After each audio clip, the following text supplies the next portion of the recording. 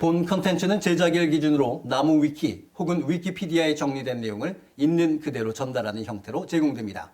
따라서 언급된 내용에 대한 사실 확인이 필요한 경우 당사의 입장이나 실제 사실과 다를 수 있습니다. 여러분 안녕하세요. 완태피디아의 김한태입니다. 자, 오늘 여러분께 소개해드릴 컨텐츠는 거짓말의 날이죠. 곧 있을 만우절에 관한 내용이 되겠습니다. 첫 번째 개요입니다. 악이 없는 거짓말로 서로 장난을 치면서 노는 날로 4월 1일입니다. 두 번째, 유래 및 현재. 유래에 대한 설은 여러 가지가 있는데 중세시대 유럽에서 유래했다는 설이 가장 유력합니다. 16세기 무렵 유럽에서 1년의 시작으로 여겼던 부활절의 날짜가 3월 25일부터 4월 20일까지 해마다 들쑥날쑥했습니다. 그러던 중 프랑스의 샤를 9세가 1564년 1월 1일을 새해로 선포하게 되었습니다. 하지만 당시 통신망이 좋지 못해서 그 후에도 몰랐던 사람들이 생겨났고 아일랜드의 구교도들처럼 바뀐 사실을 알면서도 무시한 사람들이 있었죠.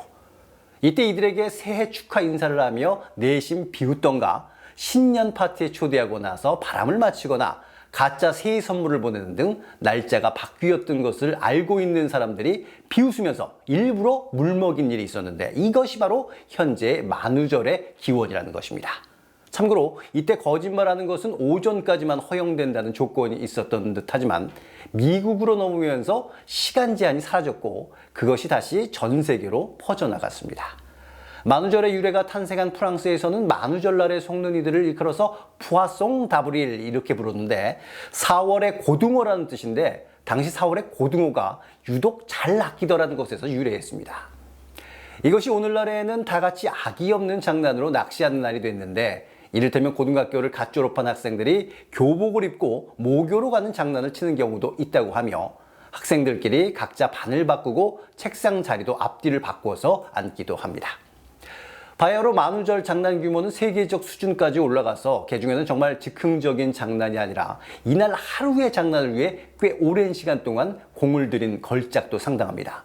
하지만 국내에는 만우절에 익숙한 젊은 층을 상대로 하는 기업이 아닌 경우에야 이런 짓을 하는 일은 별로 없는 듯합니다. 조금 모험적인 기획도 소비자의 긍정적인 반응을 끌어낼 수 있기에 만우절을 틈타 농담인 척 기획을 내놓고 반응이 좋으면 진짜로 출시를 하거나 농담인 척 하면서 홍보 효과를 노리기도 합니다. 심지어는 아예 약을 빤 듯한 높은 수준의 낚시를 내놓기도 하는데 특히 구글과 블리자드는 어딜 가도 꿀리지 않는 수준입니다. 이날 사랑하는 사람에게 고백하는 사람들이 몇 있으며 장난인 경우도 있지만 진짜인 경우도 있죠. 차이면 만우절이라는 이유로 무마할 수 있긴 합니다. 3. 하지 말아야 할 행위. 장난 전화입니다.